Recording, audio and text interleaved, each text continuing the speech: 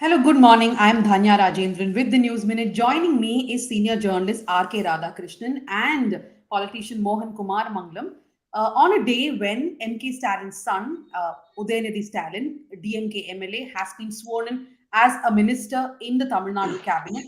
It has, of course, led to a lot of discussion again as to should Udhayanidhi Stalin have been made minister? Is this not dynasty politics? The BJP and the AIDMK have reacted very sharply to Udhayanidhi Stalin being made minister. R.K. Radhakrishnan has been quite vociferous with his arguments offline, online, on television that this is indeed dynasty politics playing out and Udhayanidhi should not have been made minister at this point. Mohan Kumaramangalam has a different viewpoint, but we will not be talking just about Udhayanidhi or the DMK, but about dynasty politics itself. I'll go to RK first for opening comments. RK, Udhayanidhi Stalin is the new minister of the Tamil Nadu cabinet. What are your thoughts? Congratulations to Udhayanidhi. I hope he does well in his ministry. And, I mean, there is so much to be done, especially sports and youth welfare and all of that. I really hope he does a good job, much better than Mayanathan. Mayanathan, poor guy, didn't have much control over the ministry. The secretary was running the show. So I hope he runs the show for a change. And there are so many common facilities which need to be repaired. I know I also play tennis. So till recently, till the women's tennis came into Nungambakam at the stadium. It was in terrible, terrible shape. It is going back to the same shape again. So that's one part of it. The second part of it is that, yes, this is dynasty politics at its very worst. Uh, uh, Somebody who told in 2011 and repeated it several times over that he's not coming into politics, he has no interest in politics. And his own father repeatedly said in 2016 and 17 that nobody from my family will come into politics. And suddenly all that changes, something, I don't know what, the Vindhyas shifted or the Himalayas went dry or whatever. And then aloha, we have the situation where in 2022, the son is in not just in politics, not just an MLA, but also a minister. I think this is the critical thing here. In 2018, he announces his intention to join politics. In 2019, July, he is made youth wing secretary. And in 2021, despite some horsing around, the father is telling the son, don't come and contest. I don't know if you remember Kolappan's article in the Hindu, which basically says that Chepak Triplicane is not going to be given to Udhayanidhi, quoting sources close to MK Stalin. The very next day, the boy is there, and then the boy files nomination, and the father is like, why did you come here, and all of that. Some horsing around, and finally gets the seat. Again, will you have got the seat if he's not, his surname is not Stalin? And then again, he wins. Yeah, fine. And at least do some work. At least do some work for a year, for 5 years, for one term before you're anointed as a minister. Everybody knows what you do. You really run the party. All that is fine. But to claim that from 2019, when he became youth wing secretary, to now is enough time for somebody to be politically mature, when somebody like Mohan Kumaramangalam is sitting here for some 10 years after his father's death and still trying to figure out in Congress. I think this shows what the DMK finally is. And that is a very, very sad commentary, because the DMK is the antithesis of the BJP. As of today, it has come with a political policy which basically is the Dravidian model and antithesis to the Hindutva model. I'll stop there for now. RK, Mohan, before I come to you, I want to ask RK two things from what you said. One is people are allowed to change their minds. And, I mean, Stalin at some point of time could have said that Udhayanidhi won't come, or Udhayanidhi could have said the same thing, but people are allowed to change their minds. First thing. Absolutely. And second, we have deputy ministers in the Tamil Nadu cabinet. We have deputy ministers in all cabinets. So why should Udhayanidhi be judged with a different standard? I'll take your second question first. You take a person who has really, really struggled coming up in life, and then you make him a minister. That person will understand exactly what it is like to be poor. Mayanathan, for instance. And there is also a lady in the cabinet who is a first-time minister. These people struggle their way through, work their way through the party hierarchy, and finally became ministers. Udhayanidhi has not ever stepped out of his AC house at any point of time right from his birth. And Udhayanidhi has never traveled in a car less than 1 crore ever from the time of his birth. And Udhayanidhi, to travel from Salem to Madurai to Garland Tevar, he takes a private plane. I think the family in all has taken about 700 trips on private planes. So that is the difference. If you do not know what this country is about, if this country is full of rich men, Udhayanidhi can be a minister any day. But unfortunately, no, right? This country is an extremely poor country, which requires an understanding of what it is to be poor. And that is where the comparison between Annamalai and Udhayanidhi Stalin itself comes. Somebody from Karur, of course, he has land from some village in Karur, has studied, managed to crack the civil service, became an IPS guy, threw it away for what he calls the larger common good. That is those are the two images that we'll be left with.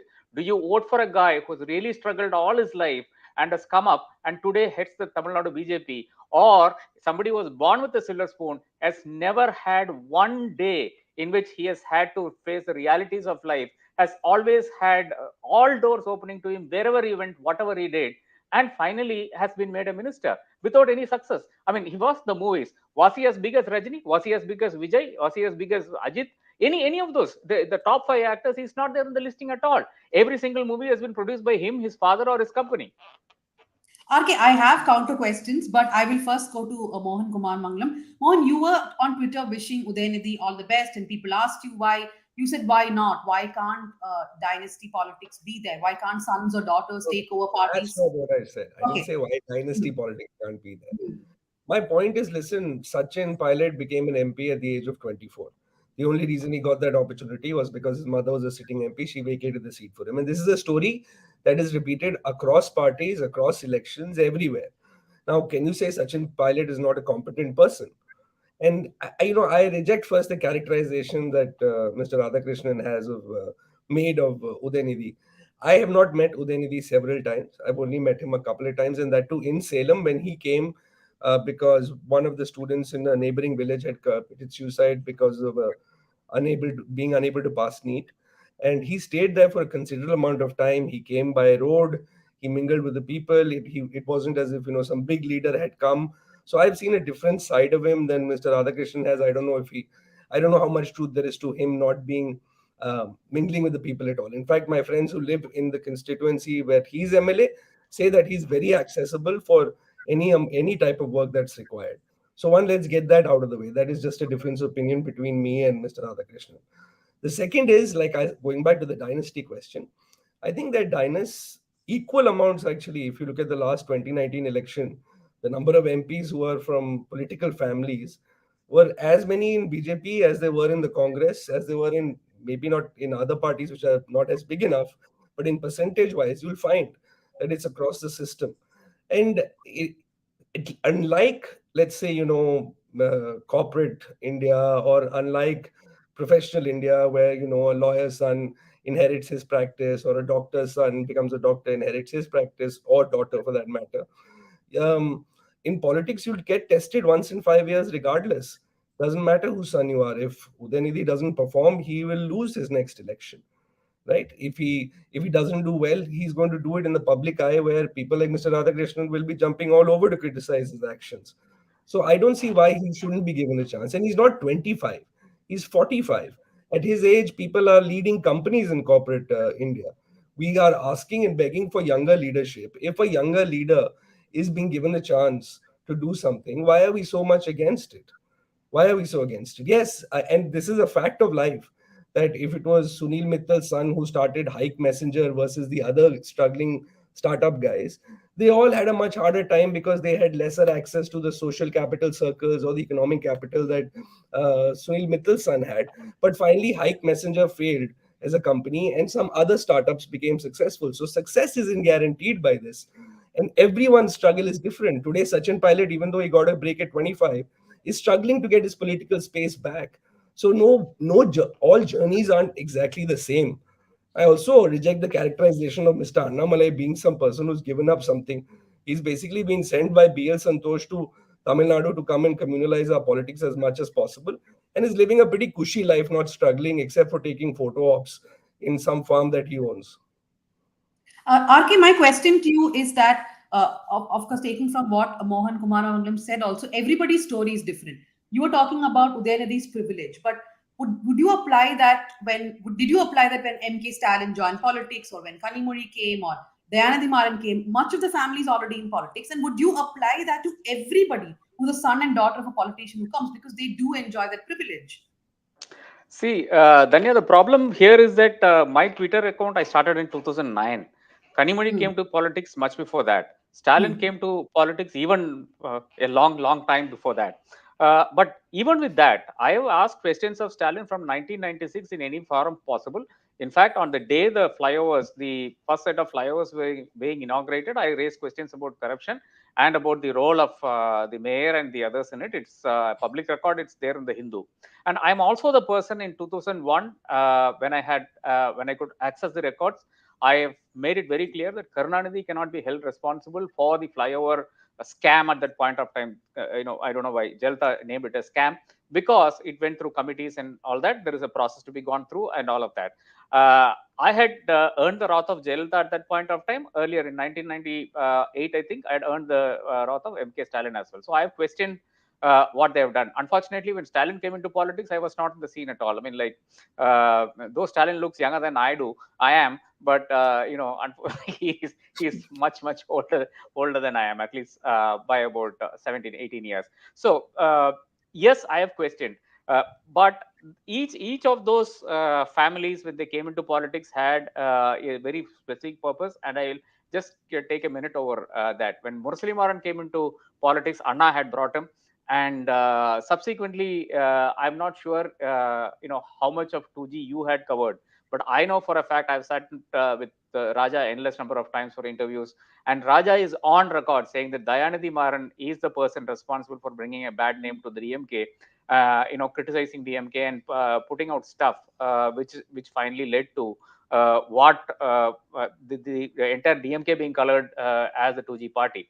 And I mean, look at the consequence of one person being brought into politics. The second person who came in is Mukamuthu. Mukamuthu finally went and stood in front of Mukamuthu is Karunanidhi's son, brought into politics to counter MGR, but then that didn't work. Finally, at the end of the day, he went and stood in front of Jayalalitha's house, seeking to join the ADMK at one point of time. Then you have this procession, of course. Alagiri had come in. Alagiri, even today, if you look at parliament records, only minister ever in independent India to ever refuse to answer a single question. Of course, that was the order till 2014. Now, of course, Narendra Modi also is there in the same list, because Narendra Modi can't be questioned. So Narendra Modi and Mukha Alagiri share this common heritage in parliament, so to speak. So you look at every single of them. 2006, Kanimozhi is brought into politics. Kanimozhi is a stopgap person per se. Kanimozhi was brought in as a kind of safety wall, in the sense that if Mukha Alagiri explodes or implodes or whatever, and if Stalin doesn't live up to the purpose, or to keep Stalin in check, that was the reason Kanimozhi has been brought in. Now, Kanimozhi has outlived her use as far as the DMK's family politics goes, and that is where we stand as of today. And this is where another son is being brought into politics. And again, we have a long history of party being brought to disrepute because of the dynasty politics in play. But RK, just to interrupt you there, whatever the purpose of bringing some of them were into the party were, the fact is that some of them have performed also. They have performed. If you look at Kanimozhi, if you look at MK Stalin, so why should Udhayanidhi Stalin not be given that opportunity? No, you can't, throw these three names in the same plate. Kanimozhi becomes a member of parliament in 2006 it was family politics and nothing more than that. And I think because of what Kanimozhi did in 2001 after Karunanidhi was arrested, she stood with him like a rock. The iconic pictures of her sitting outside the central prison with her father, who was wearing a lungi and kind of sitting there. And that is an iconic picture. The Kanimozhi, at least at that point of time, Karunanidhi realized that this woman has what it takes to cut it in politics. Because all of us, till that point of time, thought that Kanimozhi is a poet and she's running from point A to point B, doing her own writing and all of that, and she may not fit into politics. But Karunanidhi realized at that point of time that she had it what it takes. MK Stalin came into politics much earlier, and he has done 45 years in politics before he becomes chief minister. And even before that, till 1996, from the age of 14 or 15, for about 20 years, he held no position barring that of a member of parliament. No, sorry, member of the Legislative Assembly. In 84, he loses the election to K. Kandasamy. In 89, he wins, but then he doesn't get a ministry. In 1996 is when the first time he gets to be mayor of Chennai, and that is where he proves his ability and all of that. Radhakrishnan and Rajesh Lakhani by the side. So he cannot be brought into this argument of dynastic politics because of the time that he has spent working for the party and the amount of travel that this man has done. If Karunanidhi knows every single village by heart, M.K. Stalin also knows every single village by heart. I don't think our great man can even say the streets of Chennai, Udhayanidhi Stalin, and that is a problem. So, Mohan, what RK is saying is that you cannot compare Stalin to Udhayanidhi Stalin or Kanimuri. And the other point he makes is that the DMK is giving the BJP a reason to criticize them by bringing in Udhayanidhi Stalin to the cabinet. I don't think this is another reason to criticize them, and I don't think the DMK needs to be scared of BJP's criticism. Like I said, they're dynasts in all parties, so it doesn't matter. And like you correctly mentioned, there have been members of the DMK family in the party already. Now, the question is, how do you prove your mettle? How do you prove to be worthy of Mr. Radhakrishnan's stamp of approval, right? Now, so he talked about how Kanimuli proved herself. He has stories of how Mr. Stalin proved himself. I'm saying give Uday a chance to prove himself. I'm not saying he is the best thing to slice bread. I'm saying just give him a shot. He's taking a shot at the age of 45 to be made a minister. That too of the sports ministry, which, by the way, I am the president of Salem District Athletics Association. I know how hard we struggled to get even a synthetic track, which finally we couldn't get in our own stadium and had to get it in a university.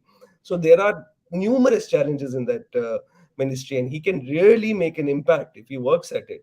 So my only argument is, instead of putting him down even before he starts, he's clearly gotten this position because of his antecedents, because of the family he comes from. But you shouldn't hold that against him, and at least give him a shot to see if he can perform. And he's not Before that I young. move into more questions on dynasty politics, RK, why can't Udhayanidhi have a chance to prove himself, as Mohan is asking? So my problem is this: you gave him a chance to prove himself as a youth wing secretary. You are not allowing him to prove himself as a youth wing secretary because you have given him another responsibility by then. You gave him a chance to become MLA. He became MLA, and during the floods he was seen and all of that. But after that, he has not been seen in his constituency. Of course, he has a system in place and whatnot. But then he has not been given a chance to prove himself as an MLA. Now you are giving him a chance as a minister and saying, why don't you give him a chance to prove as a minister? So my problem is only this: you give him a chance to first prove himself as a youth wing secretary of the party. Once he is, don't give me this gyan that like 3 hours I've done so well. 3 hours I held this particular thing together. So let me be given something really huge. Let me be given responsibility to run a company, for instance. That doesn't work that way. I mean, you have to prove. What have you proven? Stalin has a record of 45 years of working for the party before he became the chief minister. Before he became a deputy chief minister, he had worked for about 30 years in the party. Kanimuri, because of the fact that he protected the leader at one point of time, was thought by Karunanidhi to be Kabil enough to be in that position. What has Udhayanidhi done? What has Udhayanidhi done that has made a RK, huge difference? would this criticism not be there? Yesterday, I was listening to a debate in which you were there with a DMK youth leader. Yeah. He was actually saying that even if Udhayanidhi is brought as a minister 20 years later, the same criticism would happen. That the criticism of dynasty politics will apply no matter if he's 24, 44, or 64. Do you think so? Isn't that a facile argument? Because do we take Stalin as the person he is, or do we name Stalin after Karunanidhi? We don't do that. We don't take Karunanidhi's name each time we refer to Stalin, and that's because of the number of years that Stalin had put in. I'm not saying put in 20 years or 30 years. Things have moved. Obviously, you can learn faster. Communications is much easier, so you can know each district what is happening and all of that. I'm saying, why not put in at least 5 years? There is Kanimuli, who has put in how many years now? 2006 to 2022. You do the math. Now, there are so many people like that who deserve. There are 3-time members of parliament who have PhDs. Why are they not ministers? The Delta region doesn't have a minister. Why not make somebody from there a minister? I don't get it that only this child, because he belongs to the family, should get a ministership. How many ministers do you want in a family? Who all do you want to make next from the same family? So I'll agree with him on the fact that I think the criticism would be muted if this was happening 20 years or 15 years down, because he'd have a lot more experience under his belt. We know what be more popular or more well known and more accepted, if you will. But I'm saying there's where you make the trade off for age. He's already 45. He'll give me another 20 years, he'll be 65. Don't you want a young minister dealing with the sports ministry? I think it's a good opportunity. I think there's where you're going to make the trade-off. Which other 45-year-old or under 50-year-old would Mr. Radhakrishnan rather have as a sports minister? Let's talk about that. Okay, I'll have Rajiv Gandhi, your student wing leader, the DMK student wing leader. He has put in about 15 years already. He is nearly 40. There is TRB Raja. There is Karthi Chidambaram. I mean, there are people who have played professionally at some level. TRB Raja played volleyball professionally. Karthi played I'm saying tennis someone at who's an a sitting international MLA in plane. this government, sir, and Raja would qualify. He's a shooter also. TRB Raja is a good point, but he's just been given the IT wing responsibility, I believe, which is why that's what he's focusing on. I don't know internal DMK politics beyond that.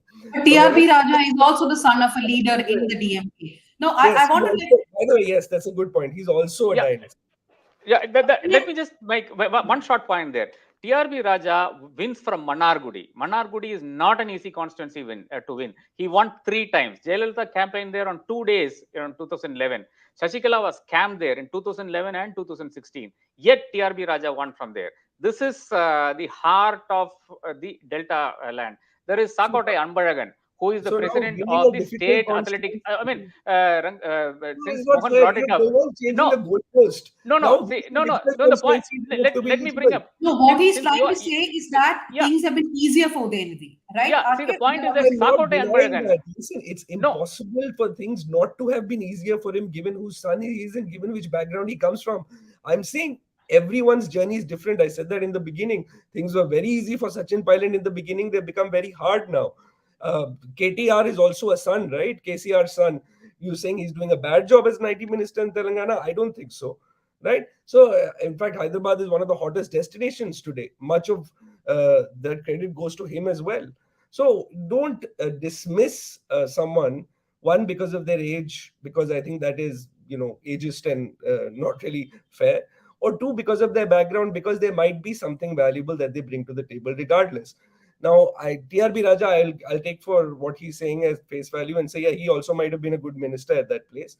Sakote Anbalagan, the guy who is heads the Athletic Association in Tamil Nadu, president of Athletic Association of Tamil Nadu, who you would know very well, is also from the Delta districts, the Kumbakonam MLA. He can be a good sports minister as well. So, I mean, I can give you, at least 50 names, at least 10 names from among the MLAs itself.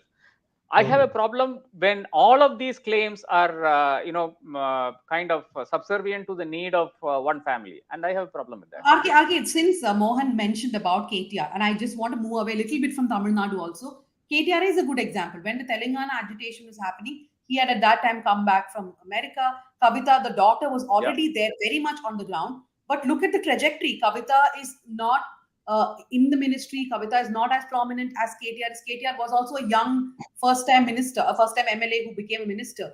And he is getting a lot of accolades, criticism also. Let's not go deeply into all that. But the point is that those experiments have worked out also. And for most regional parties, it is the daughter or the son who takes the party, the government, etc. forward. And that's a reality in this country. So we all know that KTR can't win an election on his own unless KCR is there, unless that health minister, I forget his name, the nephew. That is the that is the more popular face in Telangana. Without both these people, there is KTR is not winning an election. Neither is Kavita. We saw what happened to her in Secunderabad. So the issue is that just because your family, you have come into politics to help your father. I understand that. But be in the background, like what Mithun did with Edapadi Palanichami, or even in the case of a lot of others till recently, I mean, till such time that Uddhav Thackre's son, finally came into the limelight. But till that time, he was working behind the scenes. But the problem happens to be when from behind the scenes, it's so tempting. It's really, really tempting to hog the limelight or come to the forefront and become a minister. So there is this coterie that forms around you which keeps pushing you. No, if you're a minister, you can do more, you can go to other constituencies, you can do blah blah and all of that. And that is where people just don't like this thing of family politics, and that's why BJP is holding on to it. Not just the BJP, any party which doesn't have a dynastic succession within the party will definitely take this up. Unfortunately, not too many parties, barring the left parties and the BJP, can even claim for this. The Congress also is the same boat, and that is why it has worked so far. It is, how easy was it for the BJP I mean, 1 minute, to frame Rahul Gandhi, who is, I mean, I've known this man, I've asked him questions and whatnot, as such an intelligent man, to reframe him as Pappu. How much long did it take? And it was so easy for them to do it. And why did they do it? It was easy. One part of it is done because he's dynasty, and that's the only reason he's coming there. If he only worked in the Manmohan PMO at any point of time from 2009 to 14 or some place like that, it would have been so easy to possibly pose him as somebody who knows what he's talking about. And unfortunately, it didn't help that he also made some mistakes. Isn't Rahul Gandhi the example that the BJP is used for years? One, he's an elected politician. Second, the fact that he's from the family.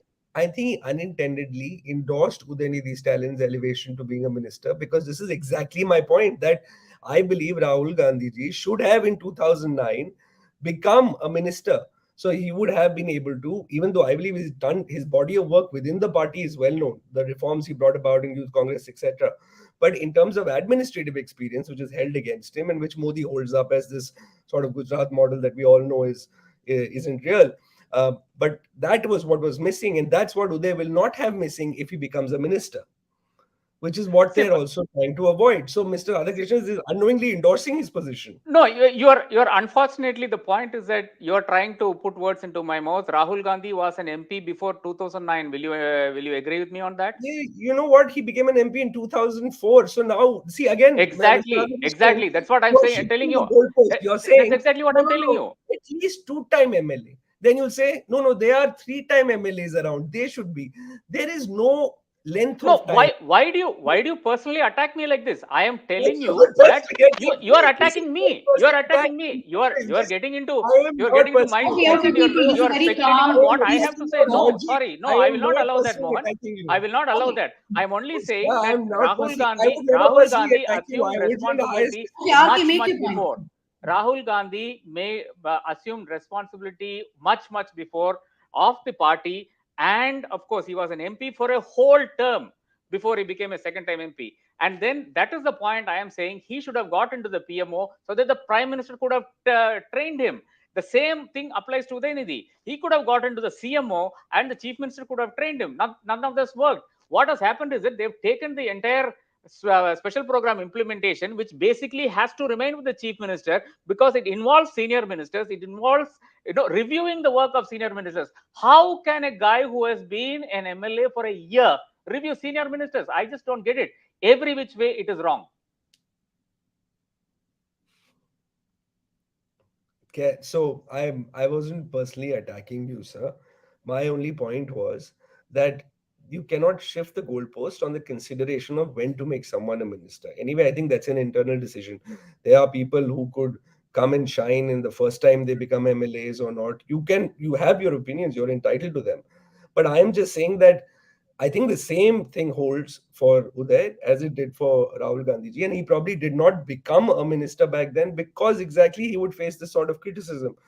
I think the DMK should just ignore this criticism and focus on doing the best job they can with the ministry that he's been given. So he will have a body of work during the next election to show to the people and say, this is my administrative experience. I don't know how soon he will move to the next level in the party, but at least from now to that point, he would have gained some administrative experience as a minister and be able to show independently that independent of my father, who was chief minister, as a minister, I did this. And you had talked about KTR not being able to win a seat on his own. Frankly, as someone who's unsuccessfully contested elections, my experience has been that elections are, with every proceeding wave, becoming more and more presidential. In very few places, actually, the candidate has started to matter. or a very small percentage of vote actually goes to is for the candidate. It is very largely now we started this trend in a way. Tamil Nadu has always been presidential from back in the day, but many states are now going that path where it doesn't matter. You could have seen the same thing with Aam Aadmi Party in Punjab, where candidates were unknowns and they won purely on Aam Aadmi Party's ticket. So that I is an think increasing trend. So I think that's a one or different two. discussion. But let me No, no, I remind know, you, but I'm just Mohan. responding to you Let in me terms remind you, of Mohan, that one is better or one is Rahul better. Gandhi was chair of the National Students Union from September 2007. The same year, he was chair of the Indian Youth Congress and also the He general was secretary in charge. of the Indian National Congress. So he has a In charge of 12-year youth body Congress of for work 12 within years. the party. 12 years. It's not simple. It is not 2019 to 2022. It is not 2.5 years. It's not 3 years. He had a 12-year body of work within the party. He had won as MLA. He has done a 5-year term as an MLA before he actually. That is the point I am saying. He should have gotten into the Manmohan PMO. So it is not. Rahul Gandhi and Udhayanidhi are not the same. They are not the same. I agree with you there as well. I'm not even trying to say they're the same. I'm saying the situation has parallels. Just look at the parallels. See, Rahul Gandhi became a member of parliament in 2004. You're saying in 2009 he should have joined the PMO, right? I agree with you. In fact, I would disagree with you only on that. I think he should have gotten an independent ministry, like maybe Udhayanidhi has got now in this government.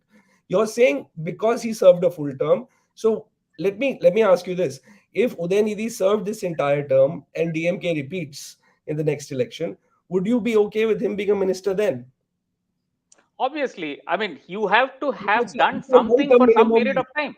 Hmm. Some period of time you have to do something. This Rahul Gandhi had done a 12-year stint with the party.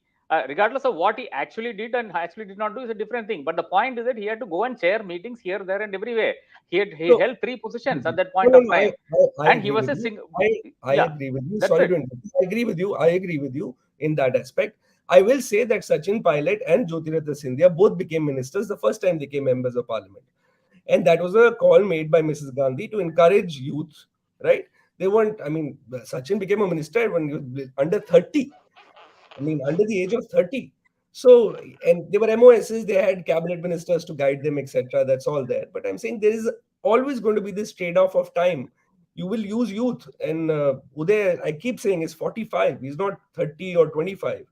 So he's got years I of think experience. he's 44. Other I'm not areas, sure. Maybe we are adding 1 year to his age. I'm going to wrap the 45. show with. No. He's 45 actually. He's 45. Okay. So, final questions. RK, is it time for all regional parties to either, take this head on, because dynasty politics is reality for them? And there Yeah. seems to be no one formula for everyone. And this seems to be the BJP's biggest criticism against all these parties, including the Congress. Yeah, obviously, see, there are obviously exceptions of people who have worked their way through the ranks of the party and then risen.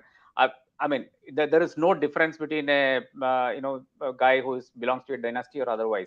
But if you are going to be parachuted as a youth wing or some position in the party, parachuted as MLA, parachuted as minister, there will be criticism, and that is fair criticism. And the people of Tamil Nadu, people of India, are not going to accept that kind of nonsense, because of the fact that they know very well that somebody who knows the grassroots is the person that can actually solve problems, and that is where Narendra Modi is scoring. And the political parties, regardless of whether they are regional parties or national parties, have to necessarily take this into consideration. Rahul Gandhi is learning through this 3,500 kilometer journey is going to be unparalleled. He has never done this. And I'm not saying you have to walk from Kanyakumari to Delhi or Kashmir to understand this, but the point is that the connect with the people is what matters. And if you are born with a silver spoon, you have a handicap. Realize that, embrace that, and try to work around it.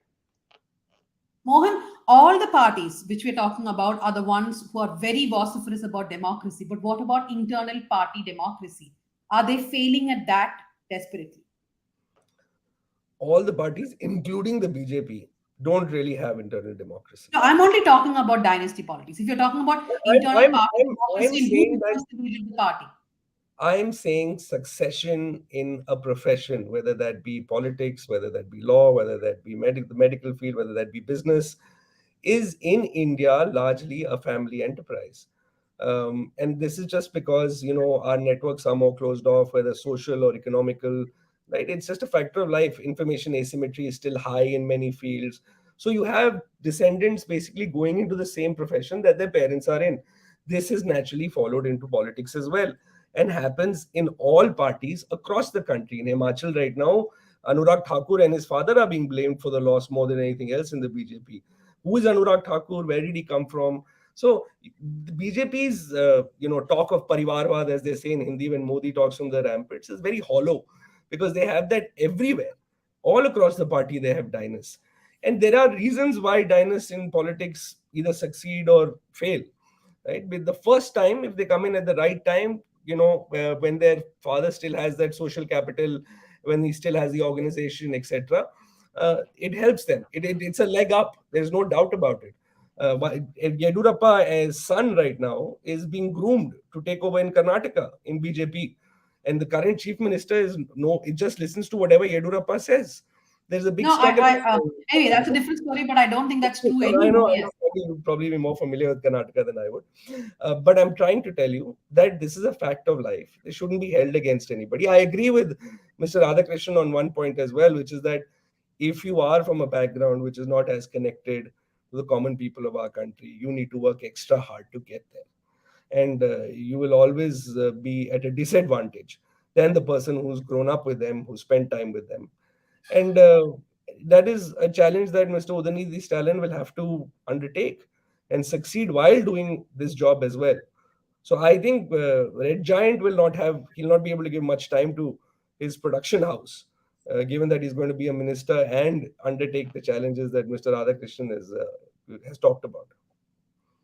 Well, so we did not even touch his movie production. For those watching, Udhayanidhi is still a movie producer, and I don't know if he's acting anymore. That's the other part of the debate, whether he's a reluctant politician, reluctant minister. RK, you wanted to say something? Yeah, he has just announced that this will be his last movie, which is that Mamannan. Mamannan will be his last movie, and he's not going to act any further. Okay, so that's done, I guess. So the conclusion, there's actually no conclusion, but we know that most political parties in India have succession within families. That's a reality. What RK says is that, okay, fine, you're going to have your son or daughter as the next in line, but let them earn that position, let them be aware of their privilege. Mohan is saying, no matter how much, the criticism will always be there. So both agree on one thing, that these people have to work harder than the rest to prove a point. Thank you very much, both of you, for joining. Bye. Thank you. Ciao. Thank you.